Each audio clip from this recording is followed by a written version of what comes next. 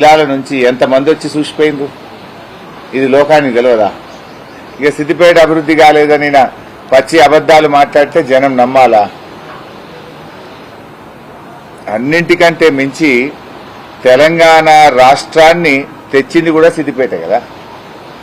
తెలంగాణ ఉద్యమానికి కేసీఆర్ బయలుదేరితే ఆశీర్వదించి ఆనాటి సీమాంధ్ర శక్తులను ఎన్ని కుట్రలు చేసినా వాటిని తిప్పికొట్టి కేసీఆర్ను అందించింది ఈ సిద్దిపేట. అక్కడి నుంచే తెలంగాణ వచ్చింది. ఇవాళ తెలంగాణ రావడానికి కారణం కేసీఆర్, తెలంగాణ రావడానికి కారణం మన సిద్దిపేట. సిద్దిపేట ప్రజల చైతన్యమే ఇవాళ తెలంగాణ పార్టీని పుట్టించింది. ఇవాళ రేవంత్ రెడ్డి ముఖ్యమంత్రి అయిందంటే కూడా అది సిద్దిపేట పుణ్యమే. సిద్దిపేట లేకుంటే తెలంగాణ ఉద్యమం లేదు, తెలంగాణ ఉద్యమమే లేకపోతే ఇవాళ తెలంగాణ రాష్ట్రమే లేదు. తెలంగాణ రాష్ట్రమే లేకుంటే రేవంత్ రెడ్డి ముఖ్యమంత్రి అయ్యేవాడే కాదు. గదే చంద్రబాబు నాయుడు అడుగులకు మడుగులొత్తుకుంటా ఆంధ్రలో మోచేతి నీళ్లు దాక్కుంటా బతుకుతుండేన. ఇవాళ సిద్దిపేటకు కేసీఆర్ కు రేవంత్ రెడ్డి రుణపడి ఉండాలి.